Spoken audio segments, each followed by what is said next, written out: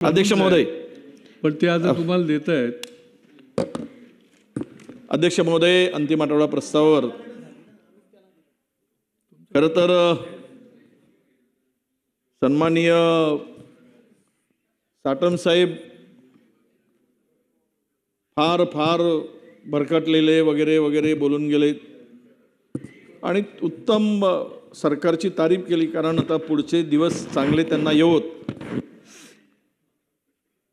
पुढच्या विस्तारामध्ये त्यांचा नंबर लावण्याच्या दृष्टीनं केलेला प्रयत्नही त्यांना यश देऊन जाईल असं म्हणायला हरकत नाही. त्या दृष्टीनंच त्यांचं ते विरोधकांना भरकटले वगैरे म्हणून आपण आपलं समाधान करून घेतलात. आपल्याला शुभेच्छा. अध्यक्ष महोदय, हा अंतिम प्रस्ताव देत असताना अनेक विषय या ठिकाणी आणले. ते खरं आहे की यामध्ये महाराष्ट्रामध्ये बंधुगिरी चालली, भ्रष्टाचार चाललाय, महाराष्ट्र कर्जबाजारी झालाय, शेतकरी उद्ध्वस्त झालाय, तरुणाच्या हाताने काम नाही, प्रत्येक खात्यात भ्रष्टाचार आहे, सगळं काही लपून राहिलेलं नाही. आताच माननीय मुख्यमंत्र्यांनी निवेदन केलं बंधू खरातच्या संदर्भात.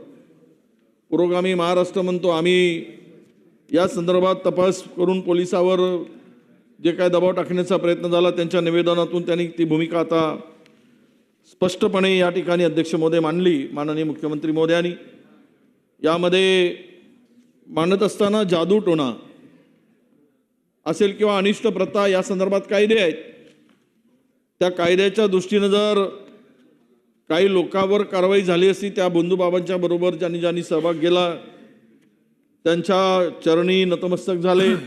फोटो काढणं नाही, चरणी नतमस्तक होऊन त्यांना देव मानलं.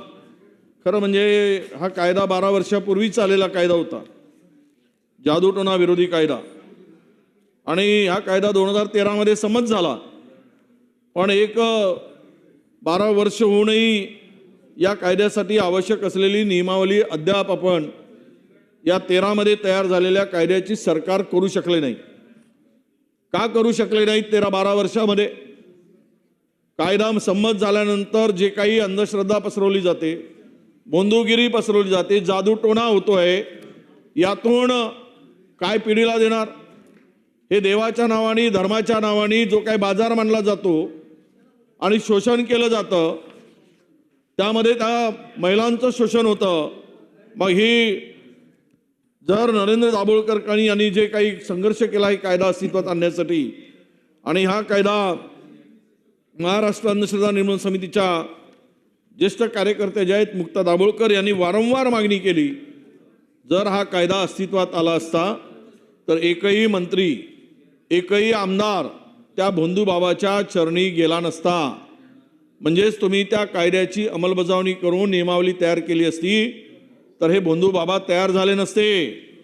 हे तयार करण्याचं काम तुमच्या सरकारकडून तुमच्या चुकीच्या धोरणामुळे होते आहे असं म्हणायला अध्यक्ष महोदय इथे फार मोठे बोलण्यासाठी स्कोप आहे. अध्यक्ष महोदय, खरं तर या बंधूबाबाच्या संदर्भात इथे खूप चर्चा झाली, त्याचे 7-12 वगैरे इकडे मोजून दाखवलेत.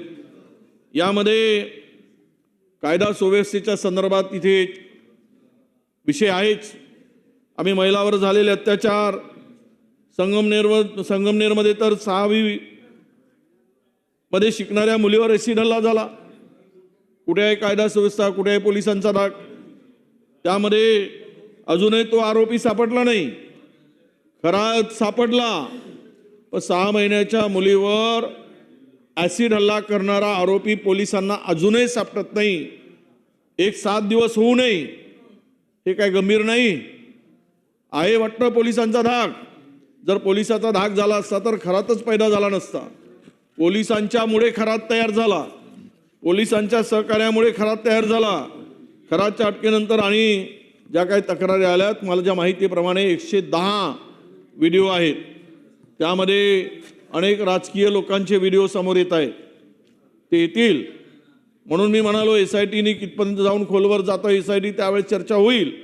पण या संदर्भात ही निपक्ष चौकशी जर झाली तर अनेकांना सत्तामध्ये असतील किंवा विरोधात असतील, जो यामध्ये आहे ते दोन्ही इकडे मी म्हणणार नाही की राजकीय लोक याच बाजूचे त्या बाजूचे, केवळ फोटो काढणारे नाही, तर त्याच्या चरणी त्याला समर्थन करणारे, त्यांच्या चरणी लीन होणारे ही जी काही मंडळी आहेत, या ठिकाणी त्यांना कारवाईसाठी कुठेही मार्ग मिळू नये अशी आणि किती हिंमत या खराताची, एवढी प्रॉपर्टी गोळा केलीच, पण त्याला रिंग रोडच्या प्रकल्पाच्या परिसरातील जमीन कशी माहीत झाली? तिथे त्यांनी जमीन घेतली. याचा अर्थ असा आहे की ही वरिष्ठ अधिकाऱ्यांची साथ असल्यानेच ती संपूर्ण हा इन्सायडर ट्रेडिंगचा संशय आहे, त्यांनीच त्याला मदत केलेली आहे. कुंभमेळ्यासाठी जमीन अधिग्रहणाची प्रक्रिया सुरू असताना त्यांनी बरोबर मोक्याची जागा खरेदी केली. म्हणजे अधिकारी सहभागी असल्याशिवाय त्यांनी केली आणि त्यातून पैसा कमवण्याचं काम त्यांनी सुरू केलं. अध्यक्ष महोदय, आज तो तर पकडला गेला, हे खरं आहे. किती या ठिकाणी महाराष्ट्रातील घटना सांगाव्यात. खरं तर कीर्तनकार जो एक 38 वर्षीय कीर्तनकार यशवंत थोरात उर्फ अण्णासाहेब गुंजाळ, 17 वर्षाच्या मुलीवर यांनी 8वीच्या मुलीवर त्यांनी 8वीच्या मुलीचं शोषण केलं. फार त्याचे कीर्तन यूट्यूबवर पहा तुम्ही, कसं कीर्तन सांगतो तो.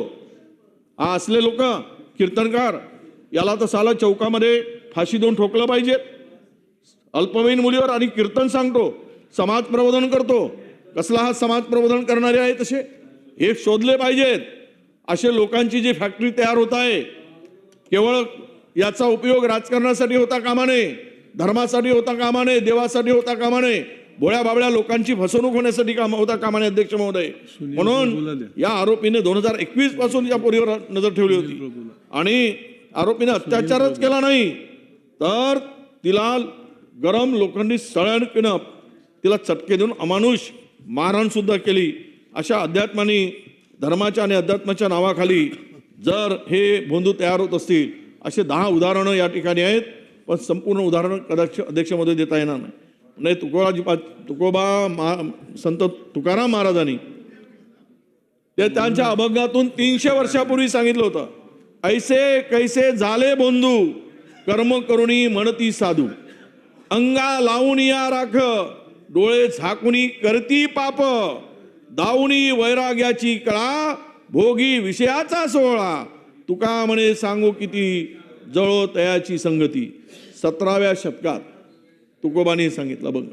आणि आज 300 वर्षानंतर छत्रपती शिवरायांच्या, बाबासाहेब आंबेडकर, महात्मा ज्योतिबा फुलेंच्या राज्यात, पुरोगामी राज्यामध्ये हे असे भोंदू 300 वर्षापूर्वी घेत असलेल्या अभंगाची प्रचिती आज येत आहे. आणि असे हे सगळे भोंदू तयार होत आहेत. अध्यक्ष महोदय, स्त्री बीज रॅकेट आपल्याला उघडकीस आलं. बदनापूरमध्ये या स्त्री बीज रॅकेटमध्ये असलेले विक्रीचं प्रकरण माणुसकीला काळीमा फासणार आहे. माणुसकीला काळीमा फासणार. यामध्ये गरीब महिलांना पैशाचा मीच दाखवून अध्यक्ष महोदय त्या ठिकाणी तब्बल 20 ते 30 वेळा स्त्रीबीज काढल्याचं प्रकरण समोर झालेलं आहे. आणि या स्त्रीबीज काढून या महिलांना आरोग्यास घातक असणारी हार्मोनल इंजेक्शन त्या महिलांना दिली जात होती. आणि या मोठ्या रॅकेटद्वारे ठाणे, पालघर जिल्ह्यातील ग्रामीण भागात एक नेटवर्क तयार केला गेला होता. डमी एजंट्स आणि काही क्लिनिकमधील कर्मचाऱ्यांना घेऊन यामध्ये अध्यक्ष महोदय हे स्त्रीबीजचा धंदा राजरोसपणे सुरू होता. हे आपल्याला माहीत नाही, हे सर्व सुरू आहे. आणि त्यामुळं याच ठिकाणी आपला पोलीस विभाग, गृह विभाग या सगळ्यांच्यामध्ये हे आपल्याला लक्षात यायला पाहिजेत. इतक्या गंभीर घटना महाराष्ट्रामध्ये अध्यक्ष महोदय होत आहे. काय कायद्याचं राज्य राहिलेलं आहे. कीर्तनकार लहान मुलीवर अत्याचार करतायत, भोंदूंची फौज तयार होते आहे. हे काय कमी की म्हणून काय अध्यक्ष महोदय